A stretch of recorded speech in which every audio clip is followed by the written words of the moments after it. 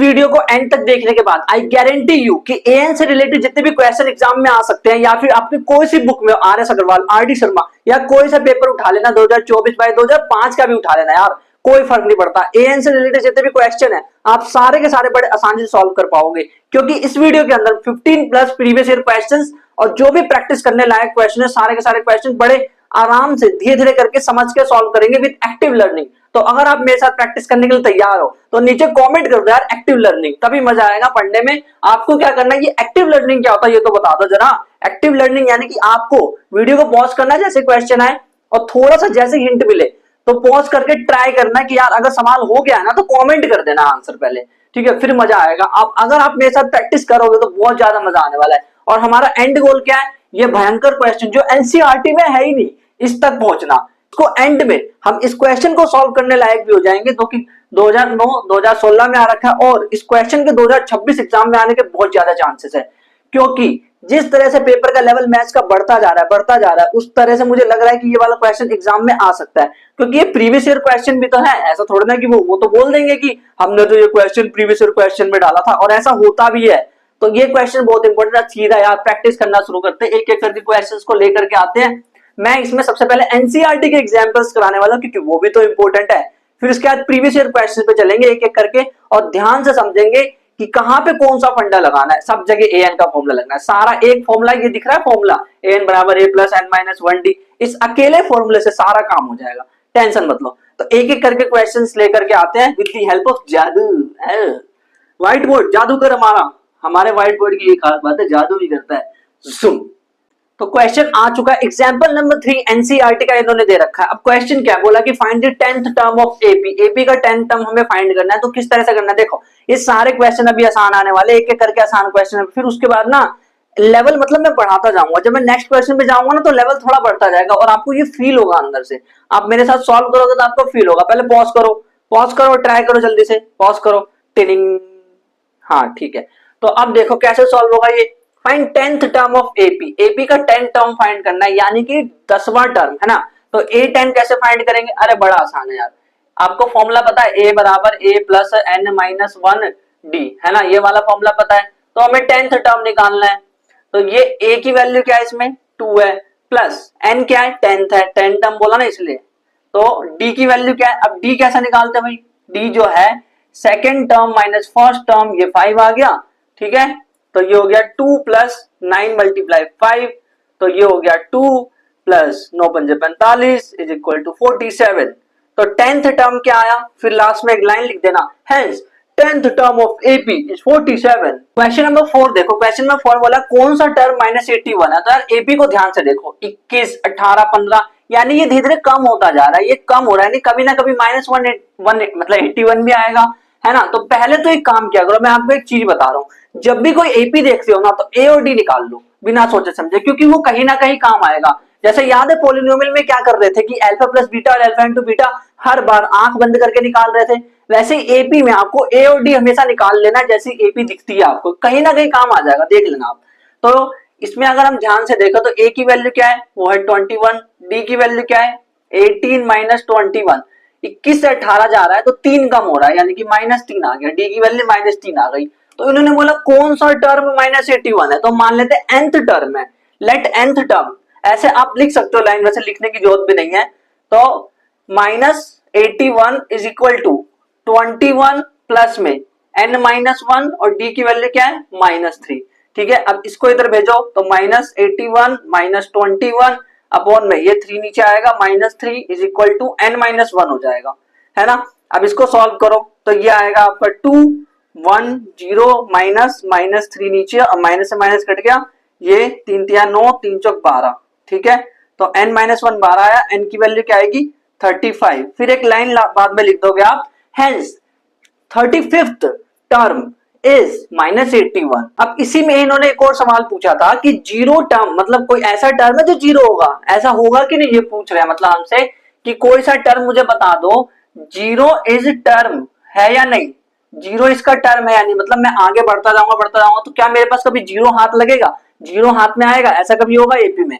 तो ये कैसे पता करें, हम एक काम करते हैं, मान लेते हैं कि जो nवां टर्म है an उसको जीरो मान लेते हैं कि nth जो टर्म है nth टर्म वो 0 मान लेते हैं। तो 0 इज इक्वल टू हम लिख देंगे 0 इज इक्वल टू a की वैल्यू 21 प्लस में n-1 और d की वैल्यू क्या है -3। अब इस वैल्यू को सॉल्व करो, n आ जाएगा। देखो ये -21 आ गया और ये नीचे आएगा तो -3 माइनस से माइनस कट गया तो ये आ गया 3 7 21। तो इधर ये n-1 है बट तो n की वैल्यू इसको इधर भेजो तो n 8 आ गया। हाँ, इसका मतलब ये है कि जो 8th टर्म है इस एपी का, जो 8th टर्म है, आप 8th टर्म निकाल के देख लो चाहे तो, इस एपी का जो 8th टर्म आएगा ना वो बेसिकली 0 ही आने वाला है। तो ये भी आंसर हमें इसमें बताना, तो हल्का हल्का लेवल बढ़ता जा रहा है। वैसे आपको आता होगा मुझे पता है, जब आप थोड़ा सा एक मतलब अपने लेवल पे पहुंच जाओगे ना, जब चैलेंज अपने लेवल का आने लगेगा तो आपको मजा आएगा। जब आपको वीडियो में मजा फील होगा ना कि मजा आ गया, इस टाइम पे मजा आ रहा है सवाल करने में, तो नीचे कमेंट कर देना। इससे मुझे ना पता चल जाएगा, आइडिया लग जाएगा कि आपको कहां से मजा आ रहा है, आपके लेवल का चैलेंज क्या है, और आपको ही पता चलेगा कि मेरा चैलेंजिंग पार्ट क्या था। आने वाले टाइम में जब आप इस वीडियो को देखोगे तो आपको पता चलेगा यार ये तो मेरे को बहुत मुश्किल लगता था ये, और अब तो मैं बड़े आसानी से कर ले रहा हूँ। एग्जाम्पल नंबर 5 में इन्होंने बोला है कि हमें ना एपी फाइंड करनी है और इन्होंने कुछ हिंट दे दिया एपी कैसे फाइंड करें। तो एक चीज दिमाग में बैठा लो कि जब एपी दे रखा होता है ना तो ए और डी आप फाइंड कर दो आंख बंद करके, वो ऑलरेडी मैंने बोला वो दिखता ही है, ए तो पहले दिख जाता है आंखों के सामने और डी आप निकाल सकते हो, ठीक है। अगर ए और डी हमारे पास है, यानी मुझे कोई भी एपी अगर बनानी है ना तो मुझे दो चीज चाहिए बस, ए और डी। यानी कि मुझे पहला नंबर चाहिए और मुझे ये चाहिए कि क्या ऐड करता जाऊं, क्या ऐड करता जाऊं कि मेरा एपी बन जाए पूरा का पूरा। बस दो चीज चाहिए, ए और डी। ये दोनों अगर आपके पास है तो एपी बना सकते हो बड़े आसानी से। तो क्वेश्चन क्या, क्वेश्चन में कह रहे हैं डिटरमाइन एपी, हाँ वो तो कर लेंगे, जिसका थर्ड टर्म जो है वो 5 है। थर्ड टर्म 5 है यानी कि हम कह सकते हैं थर्ड टर्म 5। ध्यान से समझना, बहुत आसान क्वेश्चन है, बहुत ज्यादा। थर्ड टर्म 5 यानी कि a प्लस 2d बोल सकता हूँ क्या, a प्लस 2d। अब ये a प्लस 2d कहां से आया, तो भाई a प्लस 2d, देखो a प्लस 3 माइनस 1 यानी 2 हो गया ना, तो a प्लस 2d, तो a प्लस 2d बराबर 5 इक्वेशन 1। उसके बाद सेवेंथ टर्म जो वो 9 है, सेवेंथ टर्म यानी a प्लस 6d, तो यहां पे लिखूंगा a प्लस 6d बराबर 9 आ गया। This is equation number 2। और इसको हम करेंगे माइनस, क्यों करेंगे भाई, क्वाड्रेटिक कौन से चैप्टर, हाँ linear pair of equation chapter हमने सीखा था कि जब दो अलग अलग मतलब x और y अलग अलग आते हैं, अगर अलग अलग दो वेरिएबल्स आते हैं तो हम इसको कैसे सॉल्व करते हैं, उसका तरीके बहुत है, इलिमिनेशन मेथड, सब्स्टिट्यूशन मेथड, बहुत सारे मेथड है। लेकिन हम जनरली यहाँ पे किससे कर रहे हैं, इलिमिनेशन मेथड से कर रहे हैं। तो मैंने क्या किया, क्योंकि ये भी ए ये भी ये, तो मैंने क्या किया, इस इक्वेशन में से इसको माइनस कर दिया तो ये तो उड़ गया, ये a माइनस ये तो कुछ बचा ही नहीं ना यार यहाँ पे। तो अब यहाँ पे क्या है, 2d minus 6d is equal to 5 minus 9। यहाँ पे क्या बचा, 2 में से 6 गए तो -4d, 5 में से 9 गए तो -4, तो टूनिंग टिनिंग ये नीचे जाएगा तो d की value come out to be 1 आ गई, ठीक है। अब d1 आ गया तो इसकी वैल्यू को किसी भी इक्वेशन में रख दो। मान लो मैंने रखा put this in equation 1, equation 1 में रखने जा रहा हूं, तो इक्वेशन में रखूंगा तो कैसा, a प्लस 2 मल्टीप्लाई डी की जगह 1 इज इक्वल टू 5 और a की जगह a plus 2 is equal to 5। अरे दिख रहा है a बराबर 5 माइनस 2, a बराबर 3 आ गया। अच्छा a बराबर 3 आ गया और d भी पता है, जब ये दो चीज पता तो a भी पता चल जाएगी। यानी एंड में हम एक लाइन लिखेंगे हैंस एपी क्या है, पहला टर्म 3, फिर 1 ऐड करते जाओ टुनुंग, फिर 1 टुनुंग टुनुंग टक टक टक टक टक, ठीक है, बन गई एपी। सिंपल थी ना, क्वेश्चन बड़ा आसान था ना। एग्जांपल नंबर 6 में कहा जा रहा है कि चेक करो कि जो 301 सबको नमन, 301 जो है टर्म है लिस्ट का। लिस्ट क्या है, लिस्ट ये 5 11 17 23, ये जो लिस्ट है इसमें ये आएगा कि नहीं आएगा ये पूछा जा रहा है। तो अब एक चीज ध्यान समझना, लिस्ट में आएगा कि नहीं आएगा वो कैसे पता चलेगा। मैं ये मान लेता हूं कि 301 जो है वो इसका कोई सा टर्म है, मान लेते हैं nth टर्म है, ठीक है। तो 301 लेट लिख सकते हो लाइन, लेट 301 सबको नमन, लेट 301 इज nth टर्म, ठीक है। तो अगर ये nth टर्म है तो 301 इज इक्वल टू a क्या है 5 प्लस n-1 d क्या है, what is d, d side में निकाल के दिखा दो ना इनको, 11 में से 5 गया तो 6 आ गया, ठीक है। तो यहाँ पे आप लिख दोगे 6। अब क्या करोगे, इसको इधर लेके आओ 301 माइनस 5 और इसको नीचे लेकर के आओ, ये आ जाएगा हमारा n-1। अब देखो 301 में से 5 गए तो कितने बचे 296 अपॉन में 6 is equal to n minus 1। अब आगे सॉल्व करो, 6 एकम 6 6 22 18 6 24 6 24 6 36 6 47 6 48 6 54 6 54 6 54 फिर उसके बाद 6 18 कुछ ऐसे आएगा 49.333333 ऐसे करके आता जाएगा is equal to n minus 1 है ना, प्लस 1 करोगे तभी तो n आएगा। तो n की वैल्यू क्या है भाई 59.3 आई। अब ध्यान से सुनो, ध्यान से सुनना, अगर मैं आपसे ऐसे बोलूं कि ये देख के आना एक बार सीट नंबर 59.3 पे कौन बैठा है। एक बात बताओ, बेंच पे जब मतलब सीट पे जब सीट नंबर लिखा जाता है तो ऐसे लिखते हैं ना 1 2 3 4 5 6 मतलब पॉजिटिव इंटीजर में, है ना।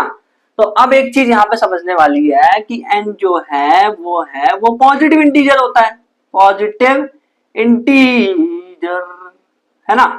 पॉजिटिव भी होना चाहिए, इंटीजर भी होना चाहिए, कभी ऐसा नहीं कि वो क्या कहते हैं वो पॉइंट में हो, पॉइंट में नहीं होना चाहिए, मतलब वो कंप्लीट होना चाहिए, कंप्लीट नंबर इंटीजर होना चाहिए 1 2 3 4 5 इस फॉर्म में होना चाहिए। बट यहाँ पे देखो क्या हो रहा है 59.3। अगर ऐसा हो रहा है तो आप एक लाइन लिखोगे n is not positive integer here. क्या लिखोगे लास्ट में, क्या लाइन लिखोगे n is not positive integer, n यहाँ पे पॉजिटिव इंटीजर हेयर। फिर उसके बाद लिख दोगे हैंस, इसका मतलब जो 301 सबको नमन 301 is not term of AP, AP का टर्म है ही नहीं। अगर n की वैल्यू इंटीजर आ जाती ना, पॉजिटिव इंटीजर आ जाती ना, तो हम कहते कि ये टर्म है, अदरवाइज नहीं है। ये आपको सिंपल सा लॉजिक ध्यान में रखना है। तो आप धीरे धीरे लेवल बढ़ता जा रहा है ना, थोड़ा थोड़ा अच्छा लग रहा है ना, जब आप कुछ हर बार हर एक क्वेश्चन में कुछ नया सीख रहे हो तो मजा आ रहा है सच में। एग्जाम्पल नंबर 7 में क्या बोल रहे हैं कि 2 डिजिट के नंबर होते हैं, हाउ मेनी 2 डिजिट के नंबर जो है वो डिविजिबल है 3 से, मतलब 3 से डिवाइड होना चाहिए और 2 डिजिट का भी होना चाहिए। अब ऐसा क्वेश्चन प्रीवियस ईयर क्वेश्चन मैंने देख रखा है, और ये ना क्या करते हैं, ये तो 3 लिख रखा है इन्होंने कि 3 से डिवाइड वाला, बट हो सकता है ये 7 से डिवाइड एग्जाम में आ रखा है ऑलरेडी। 5 से डिवाइड दे दे, 4 से डिवाइड दे दे, कुछ भी नंबर, 9 से डिवाइड, 8 से डिवाइड, 6 से, कुछ भी नंबर दे सकते हैं। बस आपको फंडा समझ लेना, फंडामेंटल क्या है, व्हाट इज द फंडा बिहाइंड इट। तो फंडा देखो ध्यान से क्या है, हाउ मेनी 2 डिजिट नंबर, अच्छा डिविजिबल बाय 3, तो यानी देखो जो डिविजिबल बाय 3 होगा वो 3 तो होता है, 3 डिवाइड हो जाएगा, बट ये ना 2 डिजिट नहीं है, इसको नहीं ले सकते। 6 को ले सकते हैं, नहीं ये तो 1 डिजिट है। 9 को ले सकते हैं, नहीं ये भी 1 डिजिट है। 12 को ले सकते हैं, हाँ हाँ हाँ 12 को ले सकते हैं, 12 को ले सकते हैं। और किसको ले सकते हैं, इसके बाद अगला क्या होगा 15, इसके बाद अगला क्या होगा 18, इसके बाद अगला क्या होगा 21, और ये एंड कहां तक जाएगा। तो एक काम करो एंड में चले जाओ कि एंड लास्ट वाला 2 डिजिट नंबर कौन सा है, तो वो है 99। 99 क्या 99 3 से डिवाइड हो जाएगा, हाँ हो जाएगा, तो एंड में लिखो 99। इसके आगे आप जाओगे, नहीं जाएंगे, क्योंकि वो तो 3 डिजिट हो जाएगा। तो इसका मतलब दिस इज फाइनाइट एपी। अब ये फाइनाइट एपी तो मैंने एपिसोड नंबर 1 में बता रखा है कि जिस भी एपी के लास्ट में ये नंबर दे दे, इसका मतलब समझ जाओ कि एपी जो है वो खत्म हो गई है एंड दिस इज फाइनाइट। तो अब कैसे करें इस क्वेश्चन को, तो बड़ा आसान है। एपी दिख रही है, ए और डी निकाल लो, पहले तो ए और डी निकाल लो। ए क्या है 12, डी क्या है 3, 15 माइनस 12 कर लेना, है ना, डी की वैल्यू 3 आ जाएगी। तो इन्होंने बोला हाउ मेनी 2 डिजिट नंबर, तो एक बात बताओ कितने 2 डिजिट नंबर होंगे। ऐसे इमेजिन करो, थोड़ी देर के लिए सोचना कि मैंने क्या करा, बहुत सारी कुर्सी यहाँ पे लगा दी, ठीक है। पहली कुर्सी पे मैंने बैठाया 12 को, दूसरी कुर्सी बैठाया मैंने, मतलब एक बंदों का नाम है, मतलब मान के चलो स्टिकर पे ऐसा होता नहीं आजकल की 2025 चला जा रहा है 2026 आ रहा है, तो 2025 जा रहा होता है तो वो रो रहा होता है जाते जाते, और 2026 उसको खींच रहा होता है, ऐसे करके कुछ होता है ना, वीडियो बनते रहते हैं इंस्टाग्राम यूट्यूब मतलब कहाँ कहाँ शॉर्ट्स में, है ना। तो वैसे इमेजिन करो कि एक बंदे ने अपने ऊपर ना 12 स्टिकर लगाया, मतलब 12 लिखा हुआ है, पर्चा बना रखा है उस पर 12 लिखा है, ठीक है, और वो पहली सीट पे बैठ गया। ये जो है ये बंदा ये पहली सीट पे बैठ गया, ये बंदा दूसरी सीट पे बैठ गया, ये बंदा तीसरी सीट पे बैठ गया, ये बंदा चौथी सीट पे बैठ गया। बट ये कौन सी सीट पे बैठा है वो नहीं पता, उसको एन मान लेता हूं। बट एक चीज समझ आ रही है कि ये लास्ट वाली सीट पे बैठा है, यानी ये लास्ट वाला बंदा जो सीट पे बैठा है वो अगर मेरे को पता चल गया वो नंबर, तो मुझे ये नहीं पता चल जाएगा ये टोटल कितने कितने नमूने हैं यहाँ पे, है ना। पता चल जाएगा कि ये लास्ट वाला बंदा कितने नंबर पे है, तो इससे मुझे ये पता चल जाएगा कि ये टोटल कितने नमूने यहाँ बैठे हुए हैं, कितने बंदे यहाँ बैठे हुए हैं। तो एक काम करते हैं ना, पता लगा लेते हैं कि ये एन क्या है, ये जो एन वाली सीट पे बैठा है ये पता लगा लेते हैं। तो हम क्या करेंगे, सिंपल सा फॉर्मूला लगाएंगे, A plus N minus one D वाला, है ना। तो ए एन यानी nth टर्म क्या है 99 इज इक्वल टू ए की वैल्यू क्या है, वो है 12। अच्छा, आप जब एग्जाम में लिखते हो ना तो पहले फॉर्मूला भी लिखते हैं ना, ऐसा मत सोचना कि मैं ऐसे करा रहा हूं तो आप ऐसे ही करो, है ना, ठीक है। मतलब फीलिंग को समझो थोड़ा। इसके बाद इस वाले स्टेप में आओगे, फिर बोलोगे 99 इज इक्वल टू 12 प्लस में n माइनस वन और d की जगह 3 डालोगे। अब इसके बाद आप लिखोगे, स्टेप बाय स्टेप लिखोगे। देखो स्टेप में आपको बता ही देता हूँ, 99 minus 12 is equal to n minus one, फिर उसके बाद 3 ऐसे करके लिखोगे। फिर अगले स्टेप में आप लिखोगे 99 में से 12 गए तो कितने बचेगा, ये बचेगा 7 8, ठीक है, इतना बचेगा। सही कर रहा हूँ ना, कुछ गड़बड़ तो नहीं है, नहीं है, ठीक है। फिर उसके बाद 3 डिवाइड में लेकर के आओगे, n माइनस वन रखोगे, फिर इसको डिवाइड करोगे तो 3 दूनी 6, 3 दूनी 27, तो n की वैल्यू जो है यहाँ से 29 प्लस 1, ऐसे स्टेप बाय स्टेप एग्जाम में करना है। तो n की वैल्यू 30 आई, यानी ये जो बंदा है ये 30वें नंबर पे बैठा है, 38th नंबर पे बैठा है, ये लास्ट वाला बंदा है। यानी टोटल इस लाइन में टोटल 30 बंदे हैं, तो हम लास्ट में एक लाइन लिख देंगे, hence 32 digit number are divisible by 3, ये लाइन लिख देना, ठीक है। मतलब मैं बता रहा हूं एग्जाम में कैसे लिखना है, hence 32 digits numbers are divisible by 3। और हो सकता है एग्जाम में 5 7 कुछ भी आ जाए। अगर आप मतलब प्रैक्टिस करना चाहते हो ना, तो मेरे लिए ना जो ये सवाल सेम रहने देना, बस 3 की जगह 5 कर देना और क्वेश्चन को प्रैक्टिस करके मुझे कमेंट करके आंसर बता देना, चाहे व्हाट्सएप ग्रुप पे कहीं भी बता देना मेरे को आंसर। प्रैक्टिस करके 5 ले लेना 3 की जगह और प्रैक्टिस करके मेरे को बता देना क्या आंसर आया आपका। क्वेश्चन नंबर 8 देखो, हल्का सा लेवल बढ़ाने की कोशिश करिए, मैंने ध्यान से देखना क्वेश्चन क्या है। ऐसा क्वेश्चन जो एग्जाम में 3 बार ऑलरेडी आ रखा है, फाइंड 11th टर्म फाइंड करना है, बट पूरा सुन लेना लास्ट से। मतलब इमेजिन करो कि आपके ना दोस्त है बैठे हुए हैं, चुन्नू मुन्नू टुन्नू, मतलब ये बैठा है चुन्नू, एक बैठा है चुन्नू, एक बैठा है मुन्नू। वैसे समझने वाला कैसे, देखो चुन्नू मुन्नू और टुन्नू बैठे हैं, ये तीनों बैठे हैं। तो इधर से एक बंदे ने देखा और मैंने बोला ओ भाई ये बता दे पहले नंबर पे कौन है, तो उसने बोला चुन्नू। मैंने कहा बट मेरे लिए तो टुन्नू पहले नंबर पे बैठा है, मेरे लिए टुन्नू है ना पहले नंबर पे, मैं इधर से देख रहा हूँ। वो कह रहा है चुन्नू पहले नंबर पे, मैं कह रहा हूँ टुन्नू पहले नंबर पे, तो एक्चुअल में है क्या।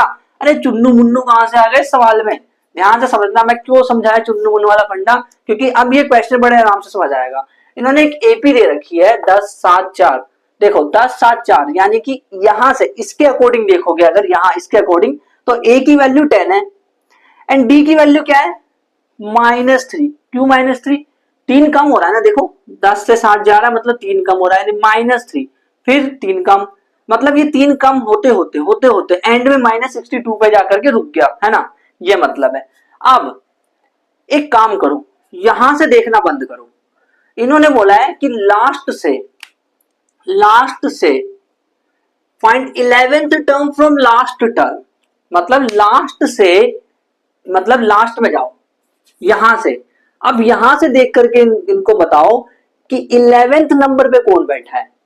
भाई मुझे कैसे पता है 11th नंबर पे कौन बैठा है, मुझे तो सिर्फ यही दिख रहा है, अकेला यही दिख रहा है -62। अब मैं कैसे बता दूं, ये तो मुझे ए तो पता चल रहा है। अगर मैं इस एपी को उल्टा कर दूं, चलो एपी को रिवर्स कर देते हैं। क्या करा इस क्वेश्चन में हम कैसे करते हैं, लेट रिवर्स एपी को ही पलट देते हैं, रिवर्स द एपी, एपी को ही पलट दिया। अब एपी पलटने के बाद कैसी दिखेगी, -62 पहले दिखेगा ना, है ना। अब एक बात मेरे को बताना, ध्यान से समझना, ध्यान से।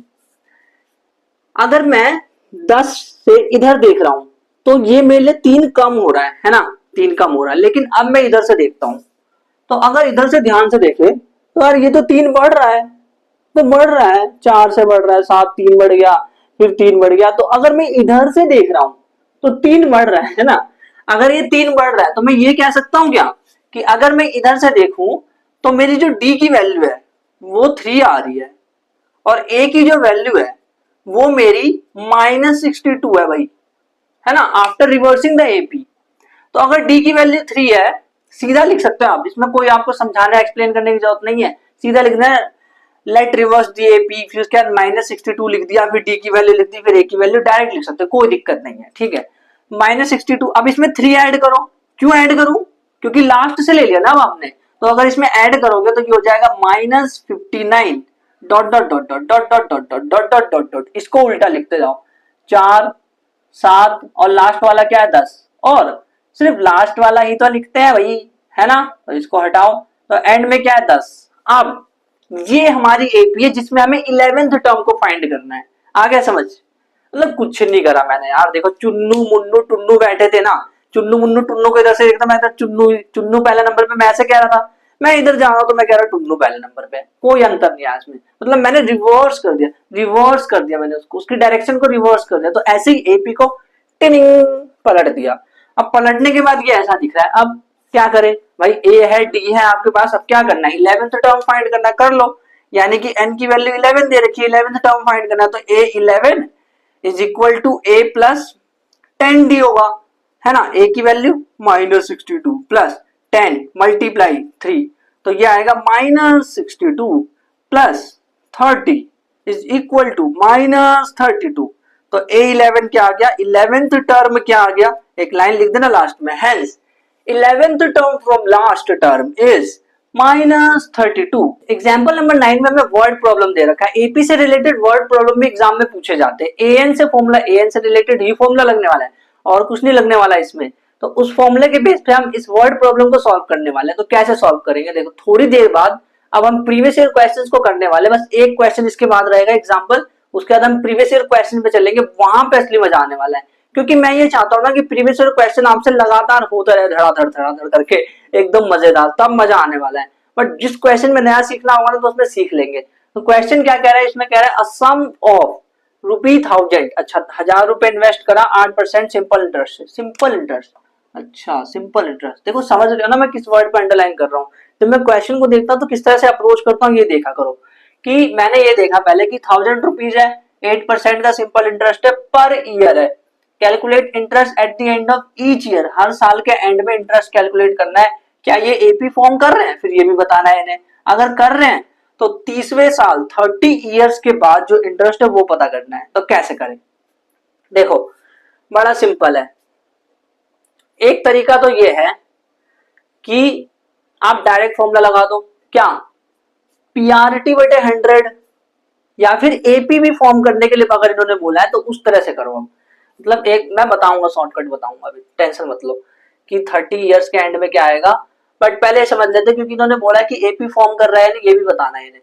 तो फर्स्ट ईयर में, फर्स्ट ईयर की बात करते हैं, फर्स्ट ईयर पहले साल के एंड में, फर्स्ट ईयर जब मैं लिख रहा हूँ मतलब पहले साल के एंड में, eight the end of 1 year, ठीक, तो eight the end of 1 year जो सिंपल इंटरेस्ट है, सिंपल इंटरेस्ट क्या होता है, सिंपल इंटरेस्ट का फॉर्मूला पीआरटी बटे 100, ये फॉर्मूला 8th क्लास में पढ़ा था बच्चों आपने, याद करो, और नहीं आ रहा तो कोई बात नहीं, अब देख लो, P मतलब price, what is price 1000 multiply rate, R यानी रेट, रेट क्या है 8%, तो 8 लिख दो, मल्टीप्लाई टाइम कितना है, फर्स्ट ईयर लिखा है तो 1, अपॉन में 100, 100 लिख दो, फॉर्मूले में भी 100 ही है, टिनिंग टिनिंग, तो कितना आया 80 रुपए, रुपए 80 बढ़े, यानी कि सिंपल इंटरेस्ट है तो सिंपल इंटरेस्ट का फॉर्मूला ये होता है।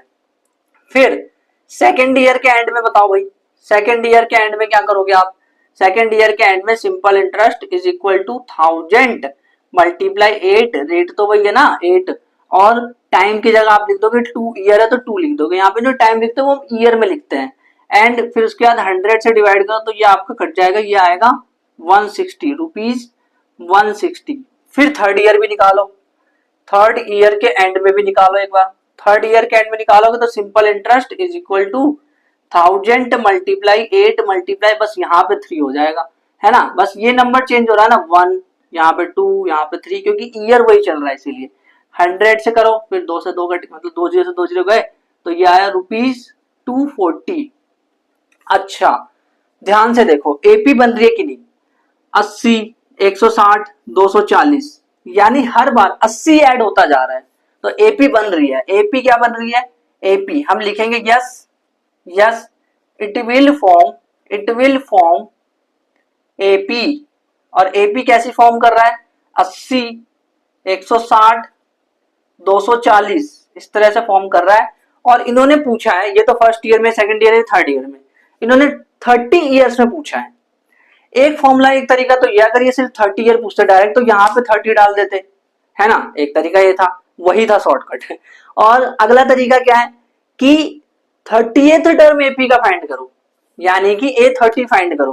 क्या करोगे आप, A30 क्या आएगा बताना, A प्लस 29D आएगा, A प्लस 29D, A की वैल्यू क्या है 80 प्लस 29 मल्टीप्लाई D की वैल्यू क्या है D, 160 माइनस 80, 80, ठीक है ना।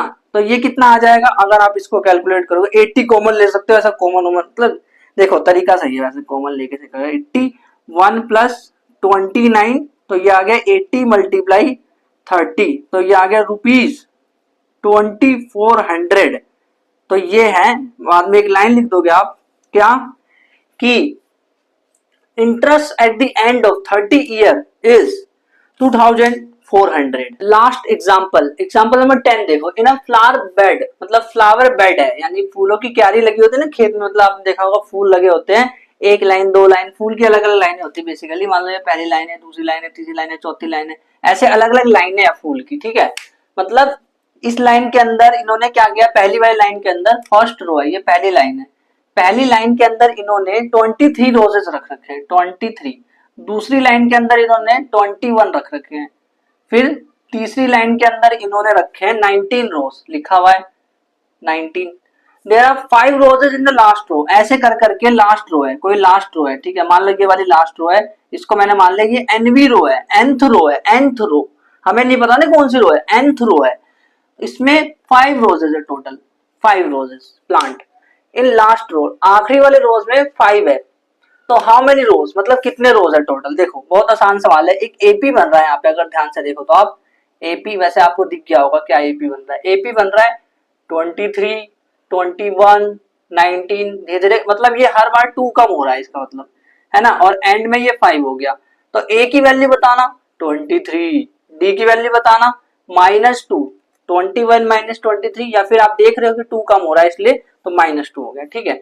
अब ये 5 कौन सा है, ये तो n है ना, अगर ये मुझे n पता चल गया, क्योंकि ये लास्ट रो है, वैसे सवाल लास्ट वाली बेंच पे बैठा था बंदा, तो ये भी लास्ट वाली बेंच पे ही बैठा है, ऐसे समझो, तो n पे बैठा है मान लेते हैं इसको, तो यानी कि मैं क्या करूंगा, मैं यहाँ पे फॉर्मूला लगाऊंगा, फॉर्मूला लिख देना भाई, ए एन बराबर ए प्लस एन माइनस 1 डी, ऐसे करके लिख देना फॉर्मूला, फिर लिखना 5 बराबर ए की वैल्यू क्या है 23 प्लस में n माइनस 1, डी की वैल्यू क्या है -2। मतलब ये चैप्टर ना बहुत ज्यादा आसान है, अगर आपको प्रैक्टिस करना आ गया तो सच्ची में। मेरा जब मैंने शुरुआत की थी ना, ये चैप्टर मेरे को बहुत मुश्किल लग रहा था जब 10th क्लास में था, बट जब मैं आगे बढ़ा ना, जब ये चैप्टर खत्म हुआ है स्कूल में, तो बड़ा आसान लगने लग गया। 23, और इसको तो हम इधर लेकर के आ सकते हैं, अब इसको बार बार क्या छेड़ना, -23, और इसको नीचे लेके आएंगे, और ये हमारा n-1 आ जाएगा, ठीक है। 5 में से 23 गए तो कितना बचेगा, ये बचेगा -18 और -2, माइनस माइनस कट गया, ये आया 9, तो यहां से n की वैल्यू हमारी आएगी 10, है ना। इसका मतलब ये 10th रो है, यानी कि टोटल कितनी रो है, ये लास्ट है ना, 10th रो है, यानी ये लास्ट रो है, यानी लास्ट में एक लाइन लिखेंगे हम, hence there are 10 rose plant, मतलब 10 रोज प्लांट, 10 रोज इसमें है टोटल, ऐसे हमें लिखना है। अब ना प्रीवियस ईयर क्वेश्चन पे चलते हैं, और उसमें अगर आपने अभी तक नहीं सॉल्व करा है पॉज करके, तो भाई अब तो प्लीज कर लेना सॉल्व, क्योंकि अब आपका कॉन्फिडेंस लेवल नेक्स्ट लेवल पे जाने वाला है, क्योंकि एनसीईआरटी एग्जाम्पल से कॉन्फिडेंस आ गया थोड़ा बहुत, लेकिन प्रीवियस ईयर क्वेश्चन से और कॉन्फिडेंस लेकर के आएंगे अपने अंदर, तभी मजा आने वाला है। तो चलो प्रीवियस ईयर क्वेश्चंस को करते हैं एक एक करके, मस्त क्वेश्चन है सारे के सारे, और 2 साल ये वाला क्वेश्चन 2021-2023 में भी आ रखा है पूरा। हाउ मेनी नेचुरल टर्म्स, मतलब ये क्या है, हाउ मेनी नेचुरल नंबर्स, मतलब कितने नेचुरल नंबर्स है जो 1 से लेकर 100 के बीच में आते हैं, ऐसा पूछा है, और डिवाइड होते हैं 5 से, बट 2 से नहीं होते। अब एक चीज ध्यान समझना, अगर 5 से डिवाइड होता है और 2 से नहीं होता, तो एक बार 5 का पहाड़ा पढ़ो, 5 का टेबल, 5 का टेबल तो आता होगा, 5 एकम 5, 5 दूनी 10, है ना। तो अगर 5 है, 5 को लेकर के देखते हैं, इन्होंने बोला हम 1 से लेकर 100 के बीच में होने चाहिए, ठीक है, 1 से लेकर 100 के बीच में लूंगा, टेंशन मतलब है तुम। तो एक एपी फॉर्म होगी 5, अब 5 दूनी 10, बट 10 में ये प्रॉब्लम है कि वो 2 के टेबल में भी आता है, यानी 2 से भी डिवाइड हो सकता है, तो उसको नहीं लेना।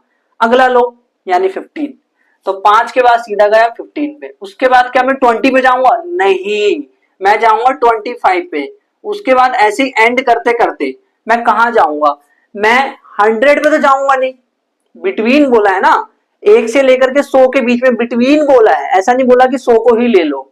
तो 100 से थोड़ा पीछे आओ, 99, एक पीछे है तो 99, ये तो 5 की 12 में नहीं आता, 98 नहीं, 97 नहीं, 96 नहीं, 95 आता है, लेकिन तो ये कहां तक जाएगा, एंड में 95 तक। अब इन्होंने बोला है हाउ मेनी नंबर्स, ये यही तो है सारे के सारे नंबर्स यार, यही तो है, बस ये पहली सीट पे बैठा है, दूसरी पे, तीसरी सीट पे बैठा है, ये लास्ट वाली सीट पे बैठा है, और ये लास्ट वाली सीट मतलब कौन सी सीट नंबर पे बैठा है, अगर मुझे ये पता चल गया तो मुझे पता चल जाएगा ऐसे कितने बंदे हैं टोटल, यानी ये nth वाली सीट पे बैठा है। तो वो वाला जो सवाल था ना, सीट नंबर वाला, जो nth पे बैठा है, एंड पे बैठा है, वो बहुत इंपॉर्टेंट था, उसी से सारे 2 सवाल अभी तक हमने देखे कि उसी कॉन्सेप्ट पे हो रहे हैं। कॉन्सेप्ट क्या है भाई, जो लास्ट में है ना, जो लास्ट वाली सीट पे बैठा है, टोटल उतने ही बंदे हैं उस एपी में, ठीक है, ऐसे पता कर सकते हो आप। तो इसको nth टर्म मान लिया हमने, तो आप फॉर्मूला लिखोगे ए एन बराबर ए प्लस एन माइनस 1 डी, फिर ए एन की वैल्यू क्या है, यानी कि 95 इज इक्वल टू, ए क्या है भाई, इधर साइड में निकाल के दिखा सकते हो, निकालना क्या तो दिख रहा है आंखों से, डी की वैल्यू क्या है 15 माइनस 5 इज इक्वल टू 10, टक टक, फिर उसके बाद ऐसे कर दिया इसको, ए की वैल्यू क्या है 5 प्लस एन माइनस 1, डी की वैल्यू क्या है 10। तो अब क्या करेंगे, 95 और ये इधर आएगा तो -5, ये नीचे जाएगा तो 10, और ये हमारा n माइनस 1 आएगा, लेकिन तो ये 90 divide by 10 is equal to n की वैल्यू आ जाएगी, n माइनस 1 है ना, ये n माइनस 1 9 है, तो n की वैल्यू क्या आ जाएगी, इधर जाएगा तो n बराबर 10, फिर एक लाइन लिख दोगे एंड में, hence there are 10 numbers which is between 1 to 100 that is divided by 5 but not divided by 2, तो ये इसका आंसर है। क्वेश्चन नंबर 2 देखो, मैं थोड़ा हिंट दूंगा फिर ट्राई करना। आप देखो क्वेश्चन क्या है, अगर 8th टर्म जो है एपी का वो 31 है, अच्छा 8th टर्म 31 है, ए 8 बराबर वो 31 है, इसका मतलब मैं ये लिख सकता हूँ क्या, ए प्लस 7d बराबर 31 है, इसको इक्वेशन 1 मान लो। अब बोला है कि एंड, ठीक है, ये बात तो क्लियर हो गई, इसको मैंने लिख भी दिया। 15th टर्म जो है वो 16 है, मोर देन 11th टर्म, पूरा पढ़ना, पूरा ध्यान समझना। 15th टर्म जो है ना, जो 15th टर्म है, क्या बोला है, जो 15th टर्म है, A15 है जो 15th टर्म, वो 16 more than 11th term, 16 more than 11th term, यानी जो 11th टर्म है ना उससे 16 ज्यादा है, कौन सा, 15 टर्म, ऐसे करके बोल दिया इन्होंने, बात समझ आई। 15th term is more than 16 11th term से, तो एपी फाइंड करना भाई, एपी अगर फाइंड करना है तो हमें तो बस 2 चीजें चाहिए, बस ए और डी अगर मिल गया तो एपी फाइंड हो जाएगी। अब इसको थोड़ा आगे सॉल्व करना, A15 यानी ए प्लस 14d होता है क्या, हाँ 16 प्लस A11 यानी ए प्लस 10d होता है इसका मतलब तो। अच्छा अब एक काम करो, क्या ए से ए कट गया, ओ भाई कट गया, अब ये इधर आया तो 14d minus 10d is equal to 16, 14 में से 10 गए तो ये बचा हमारा 4d इज इक्वल टू 16, आपको दिख गया होगा आंसर, d बराबर 14 डिवाइडेड बाय 4, 14 को 4 से डिवाइड करोगे तो d की वैल्यू क्या आ गई 4। चलो यार d तो मिल गया, कोई दिक्कत नहीं, d तो मिल गया, अच्छी बात है, लेकिन a कहां से निकालूं मैं, तो a निकालने के लिए इस वैल्यू को पुट इन इक्वेशन 1 में रख दो, टिनिंग, ये इक्वेशन 1, तो a प्लस 7 मल्टीप्लाई डी की वैल्यू क्या है 4 इज इक्वल टू 31, और ए बराबर 7 चौक 28, ए बराबर ए प्लस है, पहले तो ए प्लस लिख देते हैं, 28 इज इक्वल टू 31, तो ए की वैल्यू क्या आ गई यहाँ से 31 माइनस 28 इज इक्वल टू 3, तो ए की वैल्यू आ गई 3। अब ए भी पता है, डी भी पता है, तो एपी क्या आ जाएगी, व्हाट इज एपी, बाद में लिख देना हैंस एपी क्या है, पहला टर्म 3, उसमें 4 ऐड करते जाओ, 4 ऐड किया तो 7, 4 ऐड किया तो 11, 4 ऐड किया तो 15, टक टक टक टक टक टक, ऐसे ही एपी आगे तक बढ़ते जाएगी। तो ये वाला प्रीवियस ईयर क्वेश्चन आ रखा है एग्जाम में, 2 मार्क्स का आ रखा था, ऐसे कभी कभी 3 मार्क्स का भी आ जाता है, कोई भरोसा नहीं है इनका। क्वेश्चन नंबर 3 देखो, कभी कभी ऐसा होता है ना कि मैं बोलता हूँ हिंट दे रहा हूँ, लेकिन उसके बाद मैं खुद ही सॉल्व कर देता हूँ, तो आप ना खुद वीडियो को पॉज कर लिया करो, ठीक है, क्योंकि मेरा तो काम है क्वेश्चन आके सॉल्व कर देना, है ना, तो आपको पॉज करके एक्टिव लर्निंग करनी है, ये ध्यान रखना। तो इस क्वेश्चन में बोला है विच टर्म ऑफ एपी, ये जो एपी है इसका कौन सा term 130 more than 30 first term. अगर ये क्वेश्चन समझ आया तो पॉज करके ट्राई करना, जल्दी से पॉज करो, ट्राई करो, जल्दी पॉज करो, ठीक है। तो देखो कैसे होगा क्वेश्चन, पूछ रहे हैं कि कौन सा टर्म एपी दे रखा है, तो भाई हमें ए पता है, यहां से देख करके ए बता सकते हैं 5 है, डी की वैल्यू आप बता सकते हो 15 माइनस 5 इज इक्वल टू 10 है। अब इन्होंने बोला कि विच टर्म ऑफ एपी, मान लेते हैं nth term, suppose let nth term is 130 more than it's 31st term, है ना, ऐसा हमने मान लिया कि जो nth टर्म है वो 130 मोर देन 31st टर्म है, ठीक है। अब ये n ही तो फाइंड करना है हमें, तो कैसे करें, nth टर्म यानी कि an को हमने माना है 130 more than it's 31st term, 31st term ऐसा होता है ना इसका मतलब, ठीक है। अब क्या करें, यहां पे हम an का फॉर्मूला लिख देंगे जो है a plus n minus 1 d is equals to 130 की जगह 130 लिख दो, और यहां लिख दो a31 यानी कि a plus 30d, a plus 30d। अच्छा अब क्या करूं मैं, अब एक काम करते हैं, a से a कट रहा है, हाँ कट गया, ठीक है।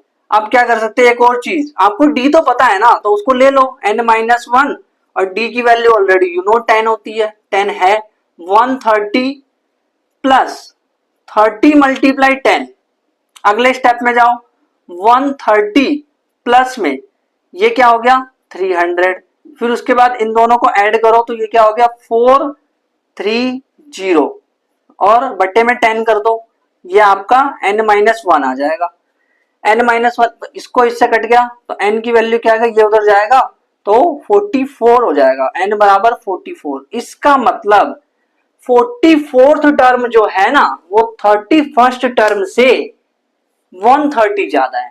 आया समझ ये वाला क्वेश्चन, क्या आपका आंसर भी यही आया था, अगर हाँ तो कमेंट करके बता देना आंसर सेम आया था मेरे को, ठीक है, मैं आपको हार्ट दूंगा। क्वेश्चन नंबर 4 देखो, इंटरेस्टिंग क्वेश्चन 2009-2023 वैसा ही क्वेश्चन, अगर आप पॉज करके ट्राई करना चाहते हो तो कर लो, क्योंकि आप कर सकते हो, इसको ट्राई करो, ठीक है। तो कैसे होगा, the sum of 5th and 9th term, क्या बोला है, सम ऑफ 5th टर्म a5 और 9th term a9 is equal to 72 दे रखा, अच्छा यानी कि a प्लस 4d लिख सकता हूं मैं, इसको a प्लस 4d लिख दिया, प्लस इसको क्या लिख सकता हूं a plus 8d is equal to 72 आ गया, ठीक है। a और a 2a प्लस 4d और 8d 12d is equal to 72, equation 1 बोलो इसको, ठीक है। अब दूसरा क्या कह रहे हैं, सम ऑफ 7th और 12th टर्म यानी a7 और a12 क्या बोल रहे हैं 97, ठीक है। तो a7 की जगह मैं लिख सकता हूं a प्लस 6d, ठीक है, प्लस a12 की जगह लिख सकता हूं a plus 11d is equal to 97। अब इसको करो, ये हो जाएगा 2a प्लस 6 और 11 17d इज इक्वल टू 97 है, इक्वेशन 2 बोलो इसको, ठीक है। अब ध्यान से देखो, इसको आप इलिमिनेशन मेथड से कर सकते हो। इलिमिनेशन मेथड क्या होता है भाई, लीनियर पेयर ऑफ इक्वेशन में सारी मेथड, बस कोई दिक्कत नहीं, अभी हम करते आ रहे हैं वैसे भी। तो मैंने क्या किया, इक्वेशन 1 ली, ये इक्वेशन नंबर 1 ऑलरेडी हमारे पास है, ठीक है, ये ली मैंने, इज इक्वल टू 72 इक्वेशन 1 है, और 2a plus 17d is equal to 97 ये इक्वेशन नंबर 2 है, ठीक है। ये मैंने ली, मैंने इक्वेशन 1 और 2 माइनस कर दी, तो इससे 2a कट गया, बचा क्या 12d माइनस 70d, 12 में से 17 गए तो कितना आया minus 5d is equal to 72 में से 97 गए तो कितना आएगा माइनस 25 आएगा, तो माइनस है माइनस कट गया, d की वैल्यू जो है आपकी 5 आ जाएगी। अब इस d की वैल्यू को इक्वेशन 1 में रख दो, रख के देखो क्या आएगा, 2a प्लस, यहाँ पे लिख देना put in 1, 2a plus 12 multiply 5 is equal to 72, फिर 2a प्लस 12 पंजे 60 इज इक्वल टू 72। तो 2a की वैल्यू क्या आएगी, ये उधर जाएगा तो माइनस हो जाएगा तो 12, तो a की वैल्यू क्या आएगा यहाँ से 6। अब a भी है d भी है और इन्होंने बोला ap फाइंड करो, तो बड़ा आसान हो गया अब तो अब हमें लिखना है बस यहाँ पे एक लाइन लास्ट में, हेंस ap क्या है, व्हाट इज ap, पहला टर्म 6, 5 ऐड करो इसमें 11, 5 ऐड करो 16, 5 ऐड करो 21 dot dot dot dot dot dot dot dot dot, खत्म। ऐसे बनती है एपी। क्वेश्चन नंबर 5 देखो, 2015 और 2025 में आ रखा, अच्छा 10 साल बाद रिपीट, यानी 2035 में आएगा अब डायरेक्ट। अरे नहीं यार, देखो ध्यान सुनो, मिडिल टर्म वाले सवाल बहुत पूछे जाते हैं एग्जाम में, ये मिडिल टर्म फाइंड कर दो, हाँ ठीक है, nth टर्म फाइंड कर लेंगे, फर्स्ट टर्म तो दिखता ही है, बट ये मिडिल टर्म कैसे फाइंड करे, तो भाई कॉन्सेप्ट को समझो, कॉन्सेप्ट क्या है। सपोज हमने n की वैल्यू निकाली, मान लो n की वैल्यू, n क्या होता है, n is total number of terms, total terms जो एपी होती है उसमें टोटल टर्म्स होते हैं, या तो हो सकता है जो हम टर्म्स निकाले या वो ओड आए या इवन आए। इसका मतलब मान लो मैंने टर्म्स निकाला, हो सकता है वो टर्म्स 5 आए कि मैंने देखा टोटल 5 टर्म्स है, तो मैं इसको बोलूंगा ओड, कि ओड टर्म्स है इसमें। अगर मान लो टोटल उसमें 6 टर्म्स है तो मैं बोलूंगा इवन टर्म्स है इसमें, इवन। ध्यान से समझना कॉन्सेप्ट को, बहुत इंपॉर्टेंट कॉन्सेप्ट है ये। तो n की वैल्यू या तो ओड हो सकती है या फिर इवन हो सकती है ना। अगर मान लो ओड है और मैंने मान लो 5 टर्म्स लिए, ओड में मैंने मान लो 5 टर्म्स लिए, तो मैं कौन कौन से ले लूं, मान लो मैं ले लिया 2 4 6 8 10, ये टर्म्स मैंने ले लिए, और मैंने पूछा कि इसका मिडिल टर्म क्या है, तो मिडिल टर्म कौन सा है, 1 2 3 4 5 है, तो बीच में कौन है, सबसे बीच में कौन है, सबसे बीच में ये है, क्योंकि बीच का मतलब क्या होता है, मिडिल का मतलब क्या होता है, what is the meaning of middle. ध्यान से समझना, ये डेफिनेशन अगर मिडिल की याद हो गई ना, मतलब समझ आ गई, तो ये भी समझ आ जाएगा, इवन ओड सब कुछ समझ आ जाएगा। मिडिल टर्म की डेफिनेशन क्या है, मतलब दोनों तरफ, हिंदी में समझो, दोनों तरफ बराबर बंदे, मतलब बीच में जब बोलेंगे किसी इंसान को, जब दोनों तरफ बराबर बंदे हो। फॉर एग्जांपल अगर आप बीच में सोए हो, इसका मतलब है कि एक बंदा आपके इधर और एक इधर सोया है, या दो इधर सोया है, बीच का मतलब ये होता है, ठीक है। तो अगर ओड टर्म है तो मुझे ये बताओ ये कौन सा टर्म है, ये 5 टर्म है टोटल, तो ये जो 6 है ये मिडिल टर्म हमारा आया, ठीक है। बट ये कौन से नंबर पे है, क्या ये 3rd नंबर पे है, हाँ 3rd नंबर पे है। यानी अगर 5 टर्म्स थे तो मैंने 5 में 1 प्लस किया और 2 से डिवाइड करा, यानी कि 6 अपॉन में 2, यानी कि 3rd टर्म, जो मेरा 3rd टर्म है वो मिडल आया, इसका मतलब है ना। तो यानी कि अगर मुझे ये पता लगाना है कि मिडल टर्म कौन सा है, तो मिडल टर्म यानी कि एम्प्टी, वो पता है कौन सा होगा, देख लो कितने टर्म्स है उसमें एक जोड़ देना और डिवाइड बाय 2 कर देना, उतनवा यानी कि मतलब जैसे यहाँ पे 3rd टर्म आया है, ये कौन से नंबर का टर्म है, टोटल टर्म देखो कितने हैं, टोटल नंबर ऑफ टर्म्स देखो, फॉर एग्जांपल वो n है और उसको 1 जोड़ दो उसमें और 2 से डिवाइड कर दो। अब शर्त ये है कि जो n है ना, जो टर्म्स आपके आए हैं, कितने टर्म्स उसमें टोटल आए हैं, वो ओड होने चाहिए, इवन नहीं। इवन के लिए क्या क्राइटेरिया है, इवन के लिए क्राइटेरिया ये है कि इवन वाला कहता है कि n अपॉन में 2 और n प्लस 1 अपॉन 2, ये दोनों ही टर्म मिडल में आते हैं, ये दोनों ही मिडल टर्म है, इवन वाला ऐसे कहता है। इसको एक्सप्लेन कैसे करें, समझे कैसे, तो एग्जांपल मान लो ले लो मैंने 6 टर्म्स लिए, इसी के 6 टर्म्स ले लेता हूं, 2 4 6 8 10 12, ये ले लिया मैंने। अब मिडल का मतलब होता है कि दोनों तरफ बराबर होने चाहिए, तो इधर 2 बंदे इधर भी 2 बंदे, यानी ये दोनों बीच में आ गए। अरे हाँ भाई, दोनों बीच में आ गए। ये कौन सा टर्म है, 3rd, ये कौन सा टर्म है, 4th। टोटल कितने टर्म है इसमें, टोटल इसमें 1 2 3 4 5 6 टर्म है ना। तो 6 टर्म अगर इसमें है तो यानी कि 6 को 2 से भाग कर दो तो 3 आएगा, और 3 के बगल वाला जो है वो भी हमारा मिडिल टर्म में आएगा, ठीक है। यानी 6 प्लस 1 क्या 7, 7 अपॉन 2 3.5, बट 3.5 मत समझना, इसको समझना कि ये 4th टर्म है, ठीक है। ये मतलब है इसका, मतलब आप फंडा समझ जाओ, फंडा क्या है, फंडा ये है कि जो बीच में होगा ना, अभी क्वेश्चन करेंगे तो समझ आएगा, ये वाला क्वेश्चन ही करने वाला, तो इस क्वेश्चन को करते हैं तभी समझ आएगा, ऐसे तो समझ नहीं आया कभी भी। ये समझते हैं इसको कैसे करें, कॉन्सेप्ट हमें समझ आ चुका है, कॉन्सेप्ट n+1 और वो वाला n+1वां टर्म है, यानी कि ठीक है। देखो मैं क्वेश्चन कराऊंगा तभी समझ आएगा, ऐसे तो आएगा नहीं, अगर नहीं आ रहा तो कोई दिक्कत नहीं, टेंशन मत लो, टेंशन मत लो भाई, समझो। देखो कैसे करें इस क्वेश्चन को, मिडल टर्म फाइंड करना है, एपी एरी, तो ये बंदा जो है ये लास्ट में बैठा होगा, पता कर लो ये कौन से पे बैठा है। क्यों पता करे कौन से बैठा है, क्योंकि इससे हमें ये पता चल जाएगा इस पूरी एपी में कितने टर्म्स हैं। तो 216 कौन से बैठा है, 216 इज इक्वल टू ए की वैल्यू क्या है 6 प्लस n-1 और डी की वैल्यू क्या है 13 में से 6 गए तो 7 आएगा, है ना। तो हम यहां से निकालेंगे 216 माइनस 6 अपॉन में 7 इज इक्वल टू n-1 आएगा, तो ये आएगा हमारा 210 बटे में 7, तो ये आ गया 30 और ये n की वैल्यू आ जाएगी, इसको उधर भेजोगे -1 को, तो ये हो जाएगा 31। यानी इसके अंदर, इस एपी के अंदर, हेंस अब लिखेंगे दिस एपी हैज 31 टर्म्स।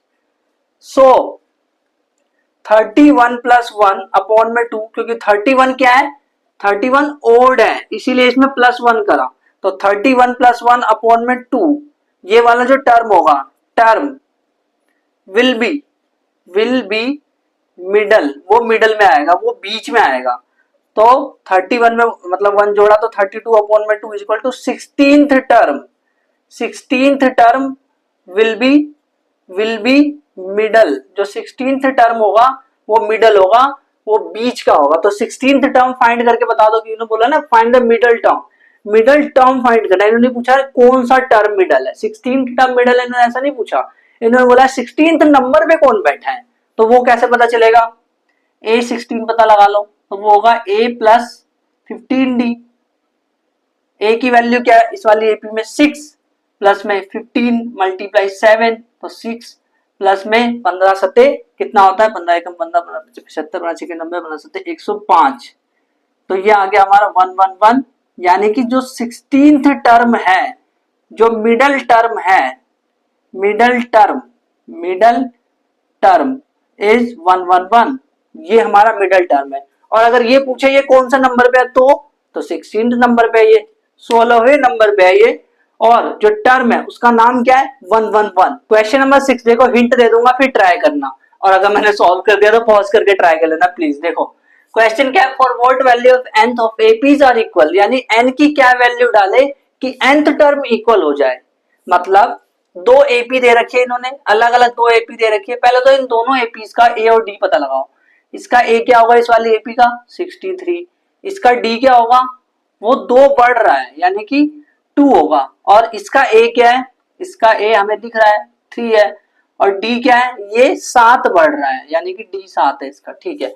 अब इन दोनों एपीज का nth टर्म इक्वल कर दो, इस वाली एपी का nth टर्म क्या होगा, इस वाली एपी का nth टर्म होगा a प्लस n-1d, दोनों का वही होता है ना, a प्लस n-1d, कोई सी भी एपी हो a प्लस n-1d ही होता है ना।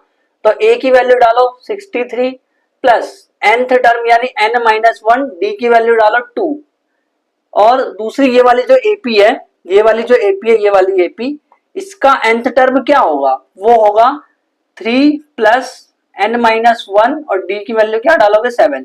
अब ये दोनों जो nth टर्म है ना, इसको इक्वल कर दो, टू इक्वल कर दिया। अब क्या करें भाई, अब सॉल्व कर लो, तो ये क्या बचेगा, देखो 63 plus 2n-2 is equal to 3 plus 7n-7, ठीक है। अब इसके बाद कैसे सॉल्व करें, तो इसको उधर ले जाओ ताकि ये 7n-2n हो जाए, और अब बाकी सब नंबर्स को इधर लेके आओ, तो 63 यही रहेगा, -2 इधर ही रहेगा, और 3 को इधर लाया तो -3 हो जाएगा, -7 को इधर लाया तो +7 हो जाएगा। तो 63 में से 2 गए तो 61, 61 में से 3 गए तो 58, 58 में 7 जोड़ा तो कितना आ जाएगा 65 इज इक्वल टू 7n-2n यानी कि 5n, तो ये आ जाएगा 65 divided by 5 is equal to n। तो इसको डिवाइड करो, 5 एकम 5, 5 तिया 15, तो n की वैल्यू आ गई 13। तो यानी कि 13th टर्म जो है दोनों का बराबर होगा, चाहे तो दोनों का 13th टर्म को निकाल करके देख लो, आपका 13th टर्म दोनों का बराबर ही आने वाला है। कमेंट करके बता सकते हो कौन सा होगा इन दोनों एपीज का। 13 टर्म सेम है वो तो पता है, लेकिन वो क्या है, उस टर्म का नाम क्या है, ये मेरे को कमेंट करके बता सकते हो। थोड़ा क्वेश्चन को एक्सटेंड कर रहा हूं आपके लिए ताकि आप प्रैक्टिस और अच्छे से कर पाओ। अब क्वेश्चन नंबर 7 देखो, बहुत इंटरेस्टिंग क्वेश्चन, एग्जामिनर का फेवरेट क्वेश्चन है। देखो 2017, 2023, क्या पता 2026 में भी आ जाए। और ऐसा क्वेश्चन आपने हमारे व्हाट्सएप ग्रुप पे देखा होगा, बहुत अच्छा क्वेश्चन है। आई थिंक देव शर्मा ने भेजा था ये वाला क्वेश्चन, टॉपिक क्लियर ने। तो देखो क्वेश्चन क्या है, pith term of AP is Q, मतलब जो ये बोल रहे हैं ना बस वो करते जाओ। पीथ टर्म, अच्छा nth टर्म होता, अगर मान लो nth टर्म ये बोलते तो हम ऐसे लिखते ना a plus n minus 1d, ऐसे लिखते। अब ये कह रहे हैं पीथ टर्म, पीथ टर्म मतलब क्या, वही p लगा दो n की जगह, जहां जहां n है ना वहां p लगा दो बस। तो ये कह रहे हैं पीथ टर्म ए पी बराबर, वो क्या होगा, पीथ टर्म क्या होगा, व्हाट इज पीथ टर्म, वो होगा a plus p minus 1, n की जगह p लिख दिया, और d वो इन्होंने दे रखा है, पीथ टर्म जो है वो q दे रखा है, इज इक्वल टू q। यहां तक समझ आ गया। जो पीथ टर्म है ना वो उन्होंने q दे रखा है, लिखा तो है, और जो क्यूथ टर्म है A Q, A plus Q minus 1d is equal to P दे रखा है। अच्छा, इसको इक्वेशन 1 मान लो, इसको इक्वेशन 2 मान लो। अब एक काम करो, इक्वेशन 1 में से 2 को माइनस कर दो। इक्वेशन 1 ये है, इक्वेशन 2 ये है, माइनस कर दो, दोनों को माइनस कर दो। इसको हटा दो थोड़ी देर के लिए, क्योंकि इसको हम ऐसे लिख सकते हैं ना, ऐसे लिख तो दिया इसको, तो इसको हटा देते हैं, इसका क्या फायदा, इसका क्या काम। तो ए से ए कट गया, ठीक है। यहाँ पे क्या क्या बचा, यहाँ पे ध्यान से देखना क्या क्या है। यहाँ पे p माइनस 1d और माइनस ये वाला है ना, और q minus 1d is equals to q minus p, q minus p। अच्छा, अब आगे क्या करूं, ध्यान से देखो, d कॉमन ले सकते हो, इधर इधर d कॉमन ले सकते हो, तो d कॉमन ले लिया तो इधर क्या बचा, p माइनस 1, इधर बचा p माइनस 1 माइनस इधर क्या बचा q माइनस 1। समझ आया यहां तक कि मैंने d को कॉमन ले लिया है, p माइनस 1 बचा और माइनस q माइनस 1 बचा, is equals to q minus p। अब क्या करूं, q माइनस p आ गया।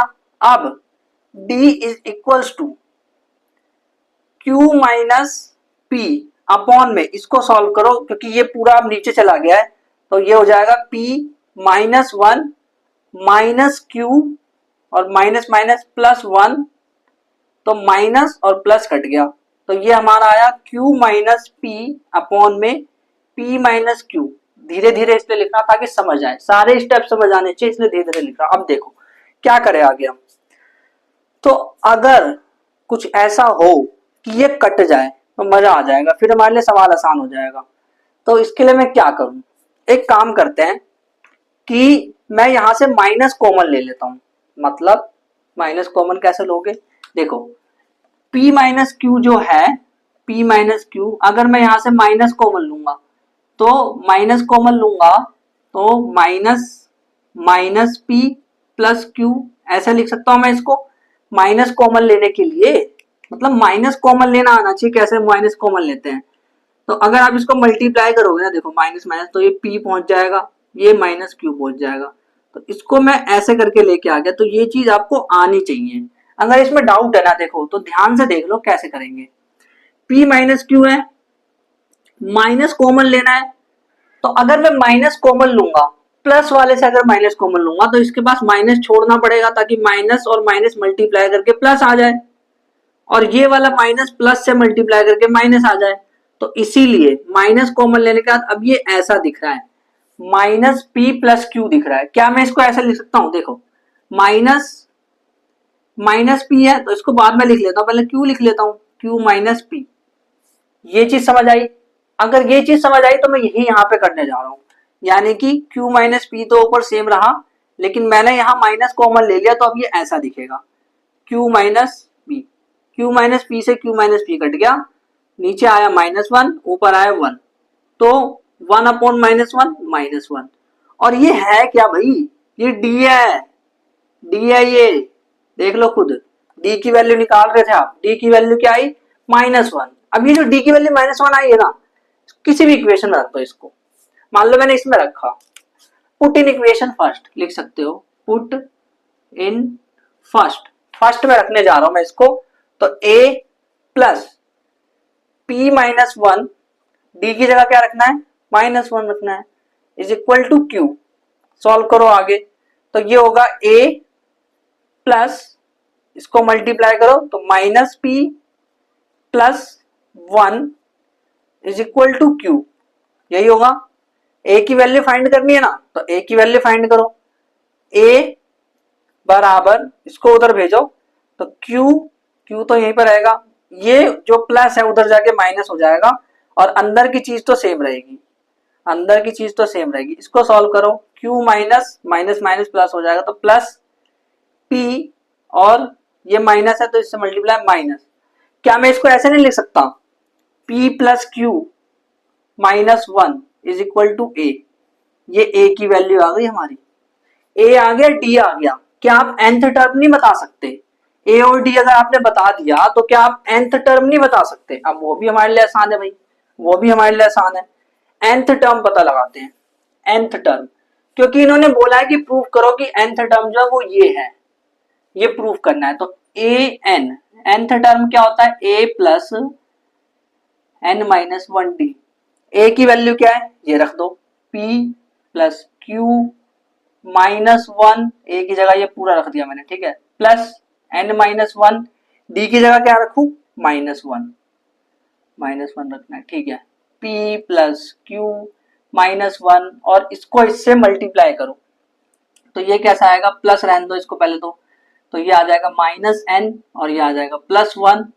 फिर इसके बाद क्या होगा, p प्लस q -1, और प्लस अंदर मल्टीप्लाई कर रहा हूं तो प्लस और माइनस मल्टीप्लाई होगा, देखो प्लस और माइनस मल्टीप्लाई तो -n, फिर ये मल्टीप्लाई तो +1, माइनस और प्लस कट गए, बचा क्या, p प्लस q -n, और ये हमारा nth टर्म है भाई, देख लो खुद, ये nth टर्म आया।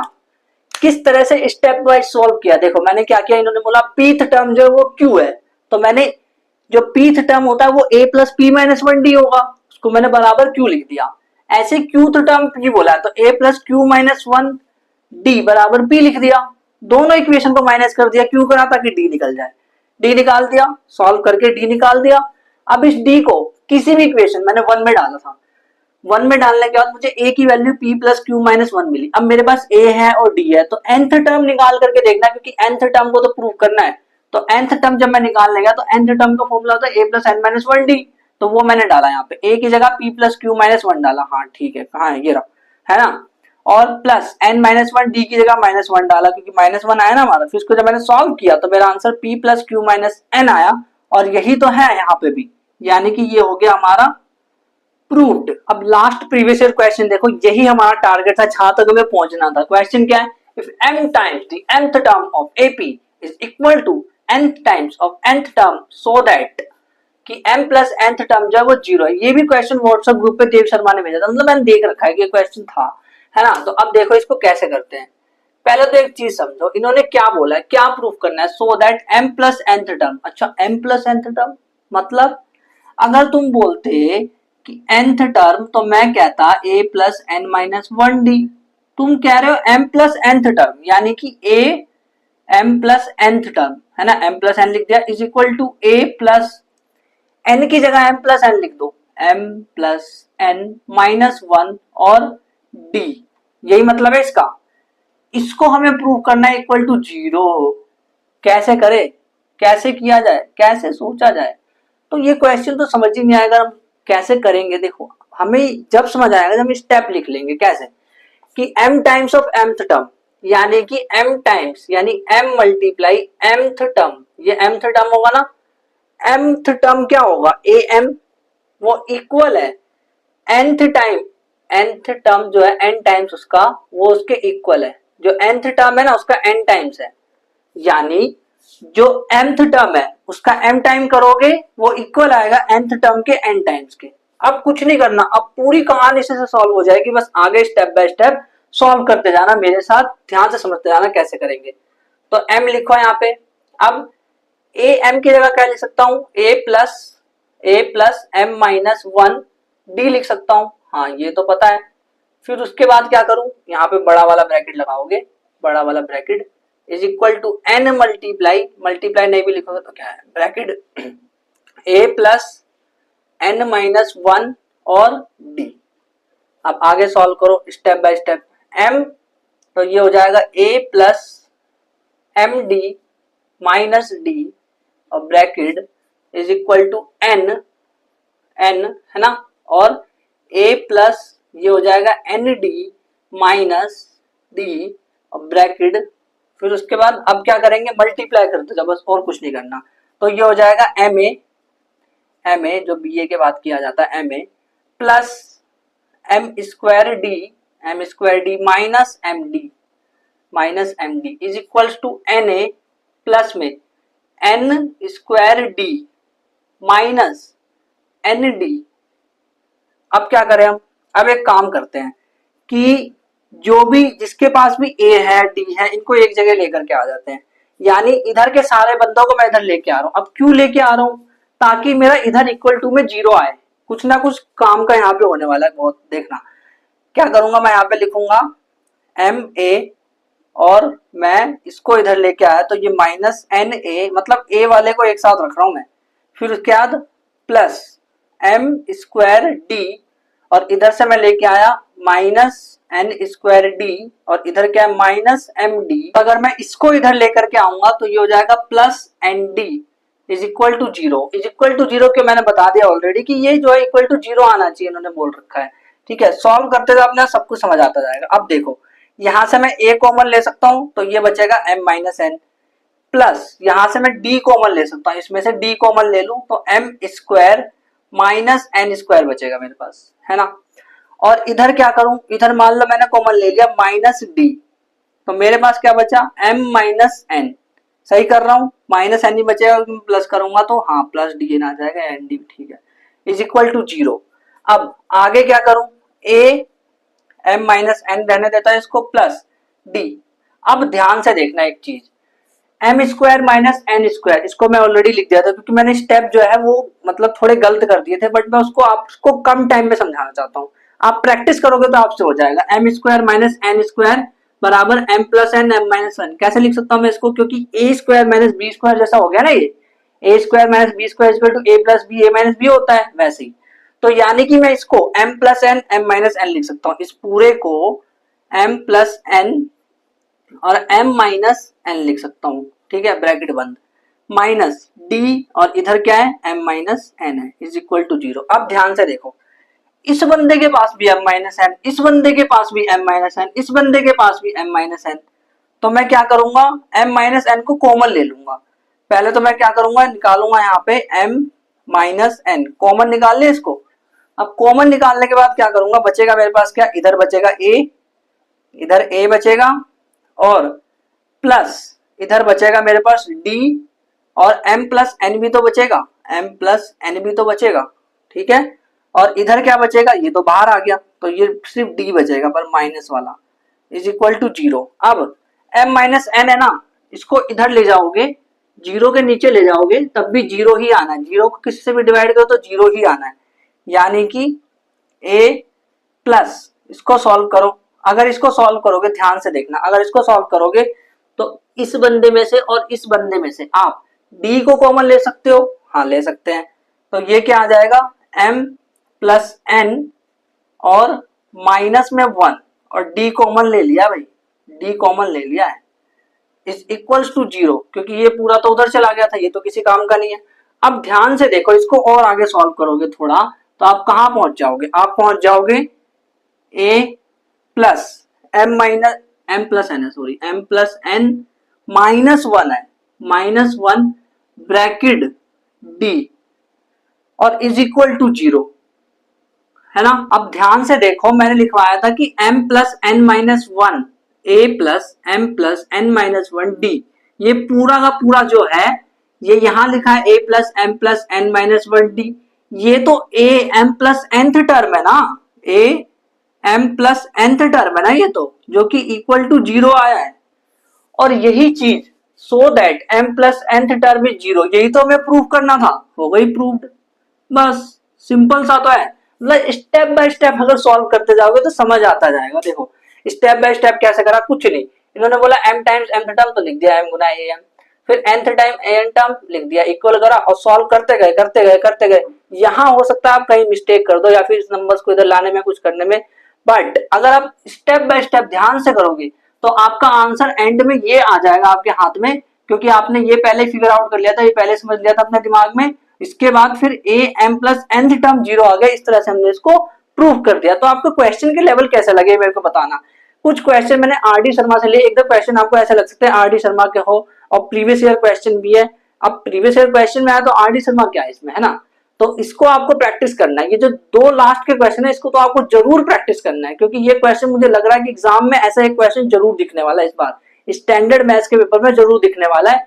तो प्लीज इन दोनों क्वेश्चन को दोबारा से सॉल्व कर लेना एकदम अच्छे से। बाकी अगर आपको एपी के बाकी की चैप्टर देखने प्लेलिस्ट मतलब बाकी के एपिसोड देखने हैं तो इस वाले प्लेस पे क्लिक करो। और अगर आपको ट्रायंगल देखना, बहुत भयंकर चैप्टर लगता है सबको जबकि आसान है, सिर्फ एनसीईआरटी से आता है, तो इस वाले प्लेस पे क्लिक कर लो। बाकी जब आप इस वाले प्लेस पे क्लिक करोगे तो मैं आपको वही मिलूंगा आपको एक्सप्लेन करते हुए। डीपीपी सॉल्व कर लेना,